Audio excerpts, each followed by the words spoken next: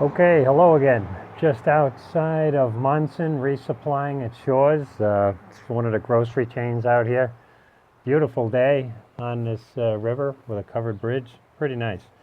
I'll get right into it. First off, uh, some years ago, I remember I went to Atlanta to do some training, and I sat down in a restaurant, and the waitress asked, "Can I get you something to drink?" And I said, "Sure, I'll have a Pepsi." And she gave me this odd look and said, we serve Coca-Cola products here. So I said, all right, I'll have a Coke. Only to find out later that Coca-Cola's headquarters is in Atlanta, so you never want to mention the word Pepsi. So I learned from that point on. Well, it's kind of the same in Maine. I was getting in a canoe, and I said, "Is that a Mad River canoe?" To which I'm told, "We only use Old Town canoes in Maine." So apparently, Coke is to Pepsi as Old Town canoes are to any other canoe company in Maine. I believe they're made in a town called Old Town, Maine. So, who would have known, right? So, as I said, I'm into Maine. What's my first impressions? Rain, rain, rain, ticks, ticks, ticks. A lot of rain and a lot of ticks. I'm really surprised with the ticks. Finding them everywhere, every day, a couple. You got to look constantly. Not deer ticks. I've been coming up with the dog ticks. I have a little video clip of one when I was in a cafe having a coffee, and I felt a twitch on my leg, and there was another tick. So you really got to watch out for them. And just something to consider as well. If you go to a hostel that says, "Oh, we allow pets," then they probably have ticks too, because my first deer tick was between Great Barrington and Lee, Mass. That was a bite. I removed that, and I saw my physician to get treated for that. After that, Glencliff, I was in a hostel, and I got a tick, not on the trail, but when I was in the hostel, and it was from a dog that's running around inside the hostel. It was covered with ticks. So if you're going to hostels that say they allow pets, then in my opinion, they're probably infested with ticks, because what would be required to really check those animals each and every time they come in, I'm certain isn't being done. So just something to consider. I think they're everywhere. Seeing southbounders now in higher numbers. And how do I know they're southbounders? Because of that look on their face. They're clean. Their bodies aren't peppered with mosquito bites yet. Their equipment is brand new. They have high hopes. So I didn't have the heart to tell them that only 2 out of 10 will make it. But I'm seeing a lot more southbounders, so that's pretty neat. Maine also, there's no bridge crossings. All the water crossings have to be forded, so that's different.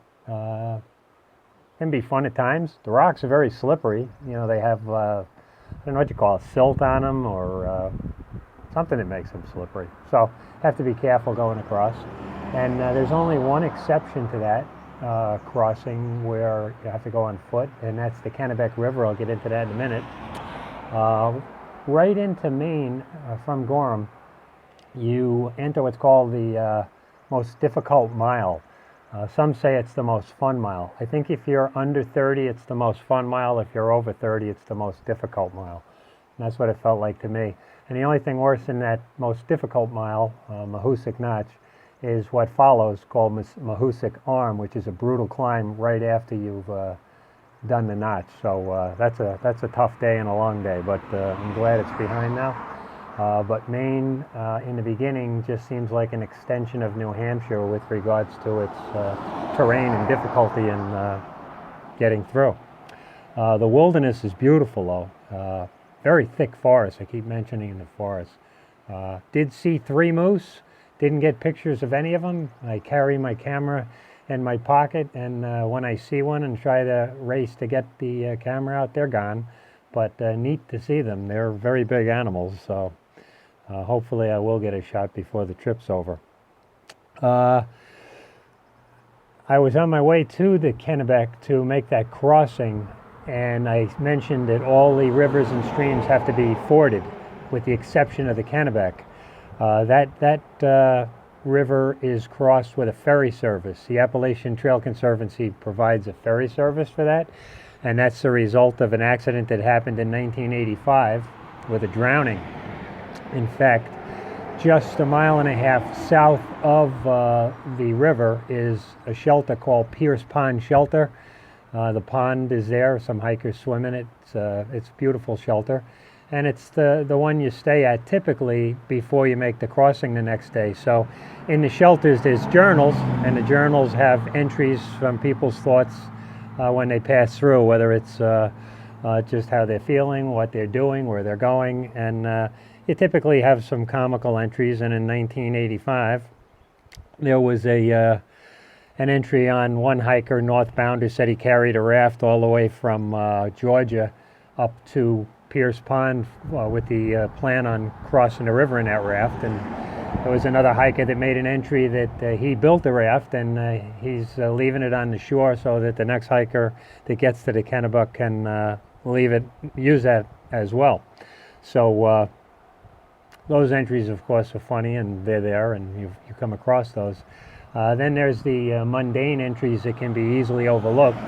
And on, I believe it was August 25th, 1985, there was an entry that said, rain all day, we'll go to the Kennebuck about dark, and we'll cross the Kennebuck tomorrow, signed Alice and George.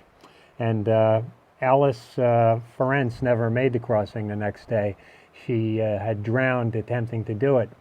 And it's a very dangerous river because there's a hydro power plant, I believe it's 17 miles upstream, and it releases water. And typically, the measurement of water that's released is 900 cubic feet per second. And that raises the water level on the river between 2 and 4 feet. And that's just what's already on the river. If it's heavy rain, then the river will be higher. And on that particular day that Alice was crossing, it had rained all day, so the water was already high. And then the water was released on top of it, and in an attempt to get across, she had drowned. And with a pack on, you could see how that can easily happen. The water was probably over her head. On my river crossing for the Kennebuck, I missed the ferry and ended up having to camp on the river's edge the remainder of that day to catch the ferry the next morning. From June 1 until July 1, the ferry operates 9 to 11. From July to October 1, it's 9 to 2, and then October 1, it goes back to 9 to 11. So I got to see it the day before, and it actually looked like it was doable to just ford across. It appeared that way, and I'm no master at reading the water or the depth of the water, but it just looked like it was doable. It is 400 feet wide at the Appalachian Trail where it crosses. But that afternoon, the skies clouded up, and it was torrential rain, thunderstorms all night into the morning. And when I got up in the morning and looked at the river, I was amazed at how high the water level was. And I'm told when they release the dam, it'll rise 2 to 4 feet within minutes, and it's not possible to get across faster than it rises. So there are warning signs not to attempt it. And that next day at 9 o'clock, it was pouring. The rain increased in intensity, and I went across in the canoe and realized while I was going across that, wow, this was more dangerous than it looked. It didn't look bad at all until you started paddling across and realized what a trip it was to get across. So it's a good idea to have this ferry service. Now, they've ferried over 20,000 people since the service began in 85. And originally in 85, when the service began, there was a fee. And hikers didn't want to pay the fee, a large percentage of them, and they continued to cross without the canoe, without the ferry service. And the ATC realized that they're going to just make it a free service so that they can get more people on board with their way of thinking. And that's what happened, and there hasn't been a fatality since. And in 2016, I believe the ferry service carried 2,640 those mosquitoes, carry 2,640 hikers across the river, and that's in both directions, northbound, southbound, section hikers, things like that. And they did have confirmed 10 hikers that swam across or forded across, And there were probably more unconfirmed because the confirmed ones are only counted when the ferry service is operational. But that's less than 1% that's trying to go across. So that's pretty good that people comply with it, and it works. And since it's an official ATC service, there's a white blaze painted at the bottom inside of the canoe because the canoe is actually part of the Appalachian Trail. So that's pretty neat too. What else? Let me think. With regards to the water crossings, I said all the streams, you have to do that on your own. So I'm picking up tips from rangers and people who know what they're doing. And one of them is anytime you're going to do a crossing, other than water that's ankle deep, you should release your waist belt and make sure your shoulder belts aren't very tight. And also use your trekking poles to assist you across so you have 4 points of contact in the water. And the waist belt's removed, so if you do go over, your backpack acts as an anchor. It'll pull you under, and you'll be stuck in your backpack and drown. But by undoing the waist belt, you can egress from the backpack quickly and get out so you can get up, because you can't get up if you're in the prone position with a pack on and secured. You might have to go retrieve it downstream, but at least you'll be alive to do it. So that's interesting. Forest in Maine, very thick. A lot of mosquitoes, black flies, bugs. I'm using the head net, and I'm trying not to use chemicals because you get that stuff on you. It gets in your clothes, your sleeping bag, and I just don't like that. Some people are using it. To each his own. I'm using the head net. So far, so good. I also have a bug jacket. It's essentially like a full jacket, including sleeves. And that works well also, but boy, the mosquitoes, heavy duty. I met a father and son team at the Kennebec River's Edge that came upon me that next morning when we were taking a ferry across. And I said in the video clip that they're from Bradley, Connecticut. I misspoke. They're from Windsor Locks, Connecticut. They're right next to Bradley Airport in Connecticut. They've been section hiking for 12 years together, and this is their 12th year. They're ending this year's hike northbound at Monson, where I am now, and next year they'll come back to Monson and complete the trip to Mount Katahdin. That's pretty neat that they're doing that, and that every year they make the commitment to come out for, I think it's 3 weeks or so, to do that, because it's a big commitment. So it's nice to see that. But you don't have to do it in a through hike. You can do it in section hikes, and I do hear of people doing it that way. It might be actually more enjoyable because you come out for a brief burst of time, and I think you can enjoy the sights a little more if you do it that way. But here I am in Monson. I think I have, less than 120 miles to go, and that's it. Weather's been very challenging. Weather reports aren't very good at all. And a lot of rain. I would say 70% of the time it's rain. When I do get to Katahdin, it's my intention to wait out the weather before I summit, because I think it'd be worth it, and I didn't come this far to climb up a mountain in the clouds that you can't see anything. Also, I'm told it's technically challenging going up Katahdin. I believe it's over 4,200 foot ascent in like 4 miles. A lot of it is very large boulder scrambling, near vertical at times. They say that there's steel ladder rungs that are put into the rocks to assist people getting up. I've seen that in the whites as well. I'm not a mountain climber, I'm a hiker, so I am a little concerned with that, but I'll have to take it as it comes. Other than that, everything's been going well. Very excited. Can't believe I'm here. It's going to be over in a couple of weeks, but very excited that I'm coming to the end, and also reflecting on just how lucky I am to be able to do this. This started as a dream, and then with perseverance, it actually happened. It's something that I thought I could do alone, and I started the trip alone, but at the end of the day, you really can't. You need help at times, and I've gotten help from a lot of people. People I don't even know. Of course, friends and family are there, and even you people who are subscribers, and your comments are appreciated. But there are many people along the way that have provided help, trail angels, who I'll never know their names and would never be able to thank them. But very blessed to be here, to have the health to do this trip, and I'll just keep plugging along. I'm not there yet, but the end's in sight. I see it. So I did inject a couple of equipment reviews in this video as well. I'm trying to knock a few of those out while I can before the end. I believe it's on my Merrill boots, some rain gear, and I think that's it with the gear. And with regards to the Merrill hiking boots, I didn't include this in the video clip, but I'm hot and cold with them. In my opinion, Merrell's a fair weather hiking footwear. Anything they have that's waterproof, and I like Merrell's, is anything they have that they say is waterproof, it's not waterproof.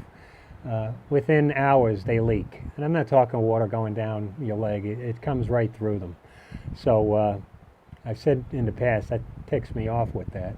They're comfortable, reasonably priced, but I call them urban hiking footwear. If you're going from the car to the mall, they'll probably do the job around the house, but I don't consider them serious footwear. Another thing I noticed on the Merrill is that they have some with Vibram soles and some with Merrill soles.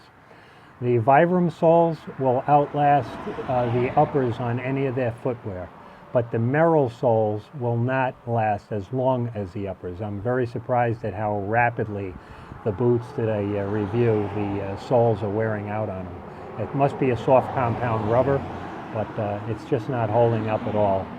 And when you step on sharp rocks, if you have the occasion on the Appalachian Trail, I'm told there are rocks, you'll feel the sharp rocks coming right through the bottom. It's a soft kind of rubber, whereas the Vibram soles, you could stand on a pointy rock and not feel it at all at the base of your foot. So there's something to think about. Okay, can't think of anything else. I got the 10-day wilderness coming up, so I got to stock up with food. And next stop, base of Katahdin. So talk to you then. Enjoy the video. So long.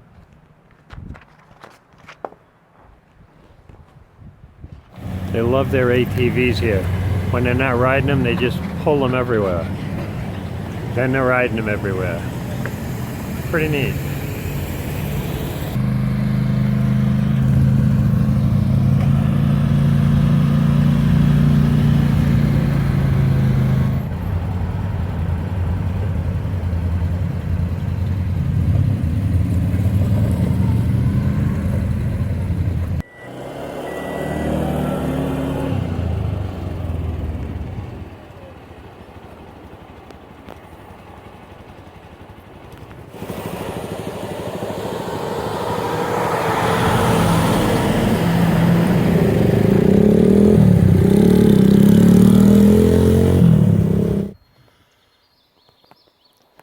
Maine wilderness, very much like a boreal forest. Very thick, without trails, there's no getting through some areas. Or if you tried, it'd take a long, long time. Anyway, very nice. No more bridges in Maine. You gotta get your feet wet crossing these.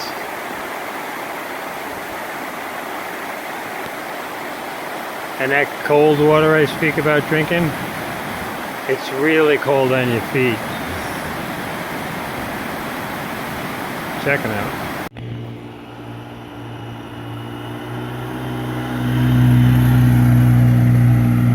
They like their ATVs in Rangeley too.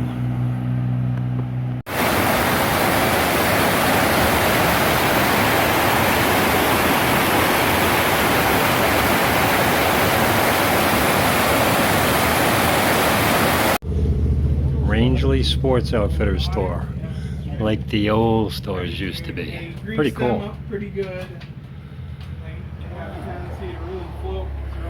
I'm gonna have to look around here. Built like a popper. So that that's like, I mean, that would be a You can't get there from here. good size, a good. Yeah.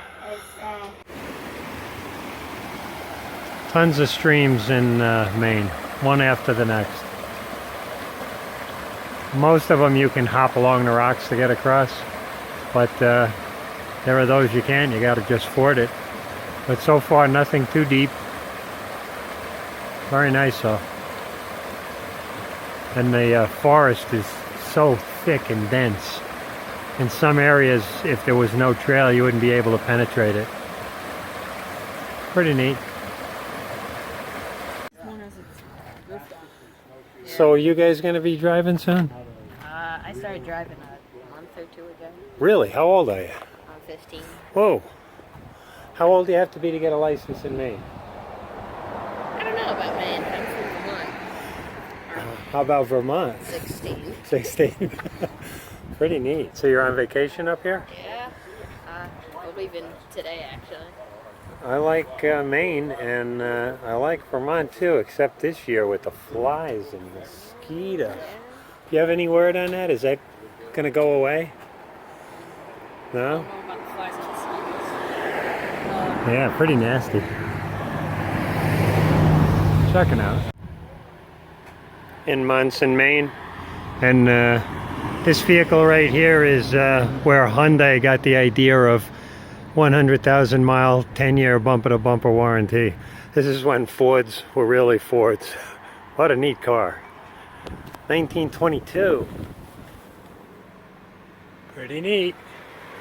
I have a high school friend who he had a Model A Ford, Dave, in Carmel. Don't know if he still has that car anymore. Here's Pete's place for breakfast goodness with a doggy that's frying in the window. That's a hot spot to be. He looks like he's hot. He looks like he lives there. Interesting. Yeah, hello. What are you doing? Yeah, you want to come out. Munson, nice little place. Oh look, another old car. Very small here. I mean, very small village, but very nice. So some eateries, no real grocery shopping. I had to go into town, I think about 11 miles. There's a couple of grocery store options there. Beautiful. Maine's a beautiful state. The people are very nice, laid back. Nothing phases them. In fact, I had somebody offer me a ride at the trail, and I took the ride. It was in a truck, and only when I got out of the truck that I realized that there was no rubber left on the guy's wheels, none at all. Steel bands was showing through the wheels, so I took a video clip of it. I couldn't believe it. And he told me that every time he makes turns, since only the steel's making contact with the road, the truck slides right off the road. So I asked him if new tires were in the future, and he says that, yeah, there will be. But he didn't seem to be too worried about it. I don't know if Maine has a motor vehicle inspection. Probably do. Okay. Very nice. But great people, friendly, very laid back. No police presence. I don't think there's anything to do. There's a sign for the 100-mile wilderness. The next last obstacle to Mount Katahdin. And we got a post office here in Munson. Yep. That's it. I'm gonna finish up here and head out, I think.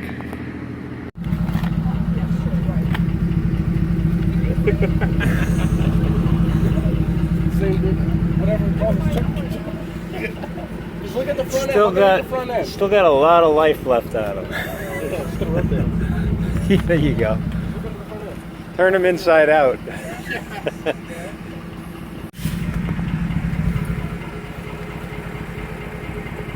Amazing. What'd you say they are a piece? 200 what? $275. $275 a piece for these tires. Well, they owe you nothing now. Amazing. Anyway, you see, in Maine, they just don't get upset about nothing, you know? Not a problem.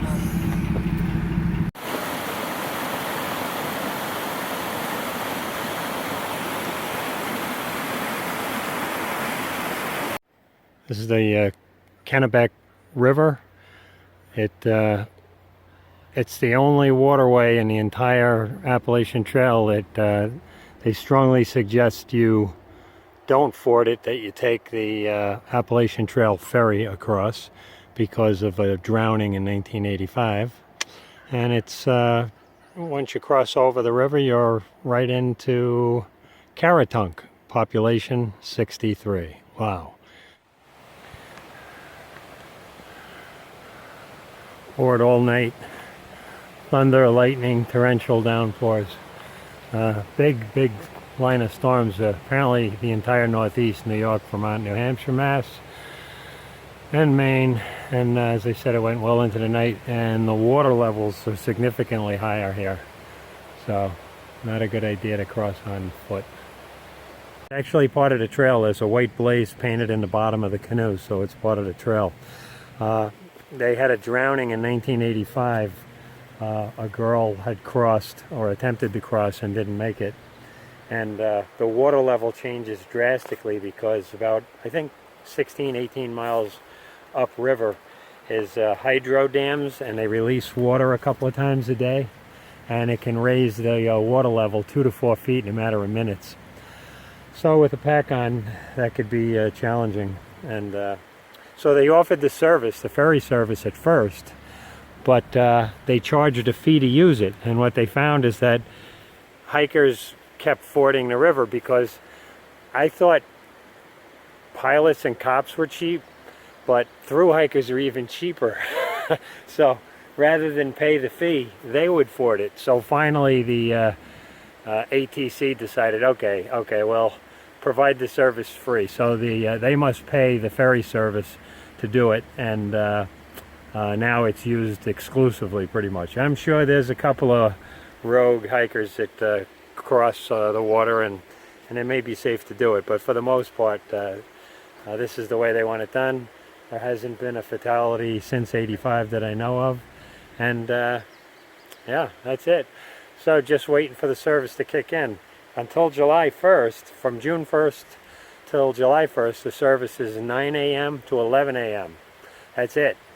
July 1st, I believe, to October 1st, it's 9 to 2, and then in October it goes back 9 to 11 again. So I'm here early, of course. I camped not far from here with the intent of crossing. I didn't make it yesterday, and I'm just waiting for the ferry operator to get here, and then I'll go across. They do recommend, though, the service ends at 11 a.m. You really have to be here a half an hour before it ends. So they say it's 9 to 11, but if you show up at 11, you're not getting across. So it's really 9 to 10:30. But anyway, it beats walking. As for getting wet, it's been pouring all night, so I've been soaked. And I was just contemplating, while I'm waiting for the ferry operator to come and get eaten alive by the bugs, that I'm soaked anyway, but it's still safer to cross in the canal. So that's what I'm going to do. All right, still have about 40 minutes to go. See you later. It's Tuesday morning, 8:35 a.m. Appears to be rush hour on the Kennebec. Yeah, my kind of rush hour. Far cry from 8:35 on I-684 on a Tuesday morning. Checking out.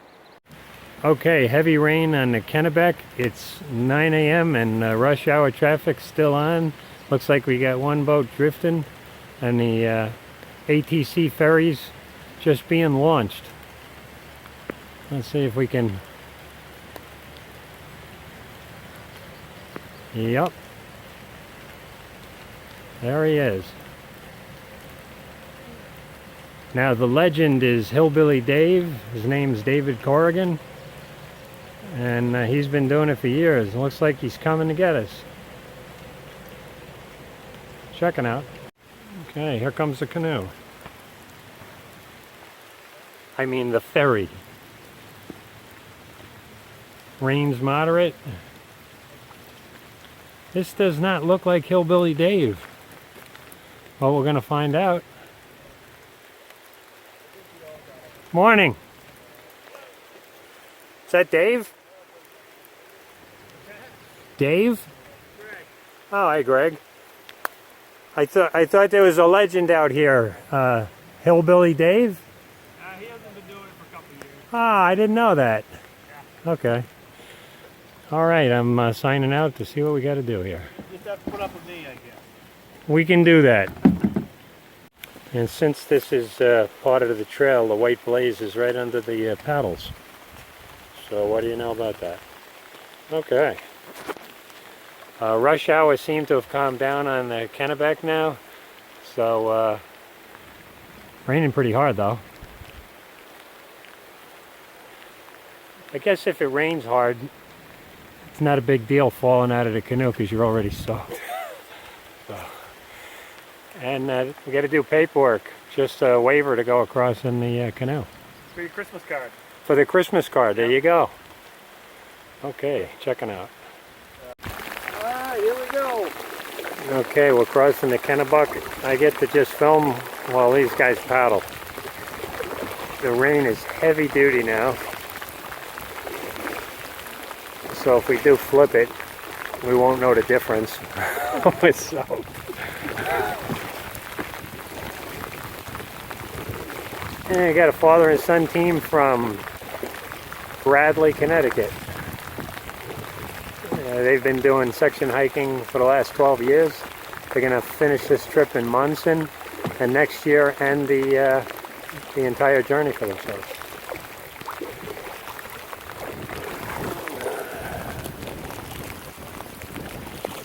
So how long has Dave been out of this, Greg? A couple of years. Okay. Thought I'd meet up with him someday.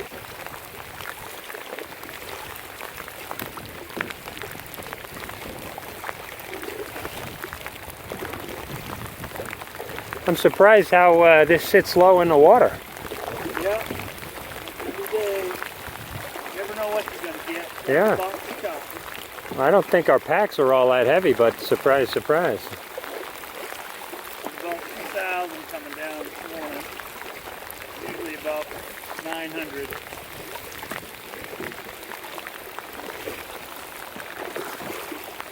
What, gallons? 2,000 cubic feet per second. Oh, cubic feet per second, wow. Yeah, with all the rain, it poured all night. Okay, checking out, coming to the shore. This southbounders waiting.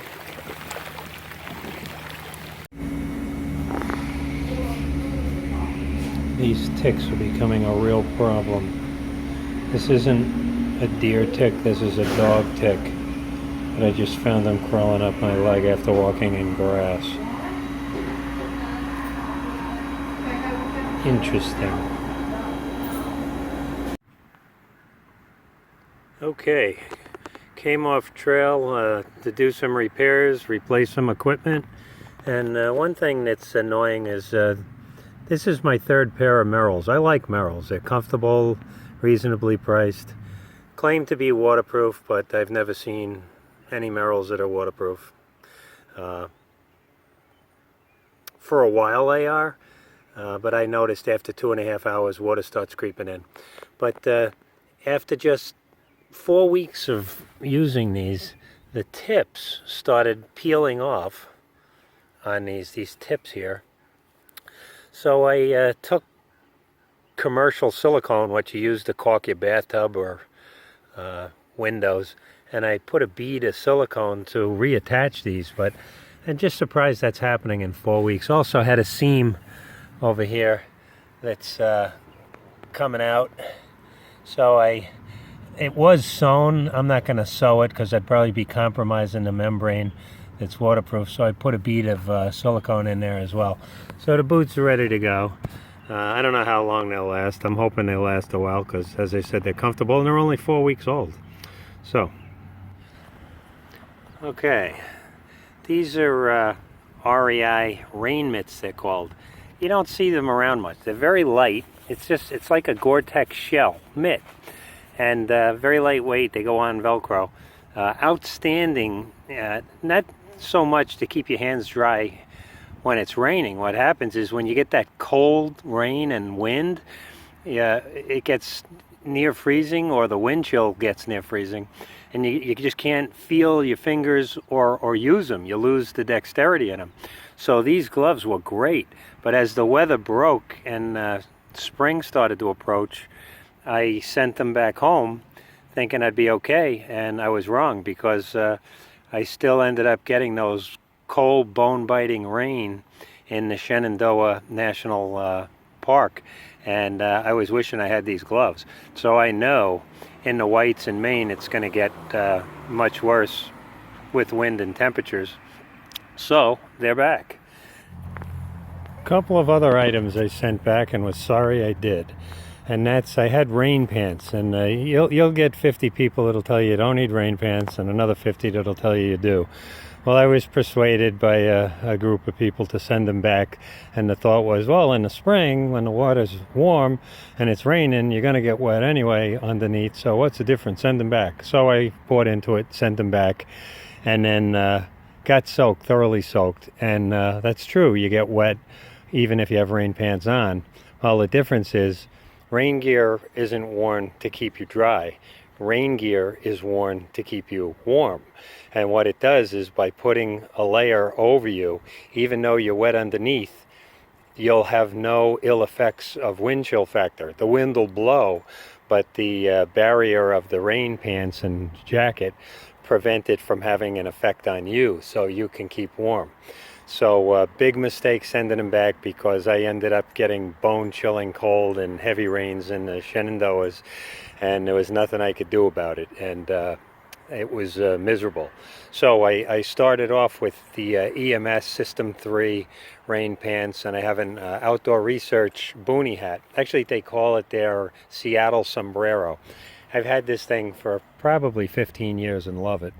I didn't bring it on a trip, though. Not because I don't like it, because it's actually heavy, very heavy. So I said it's too much weight to carry, so I'll just use the hood on the rain jacket, which I do.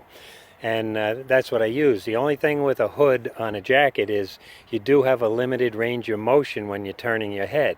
And it's not god-awful, but it is annoying at times, where you have to turn your whole torso to see something behind you. You can't just turn your head, otherwise you're looking into your hood. But I put up with it and didn't take the outdoor research hat.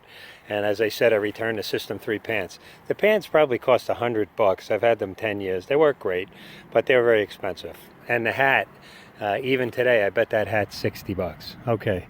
Next to them, what I did, when I was in Port Clinton, Pennsylvania, there's a huge Cabela's, just probably 2 miles east. I forget the name of the town, but it's a huge Cabela's, and they advertise in AWOL's guide that if you call them and they're able, they'll come pick you up at the trail to bring you to the store.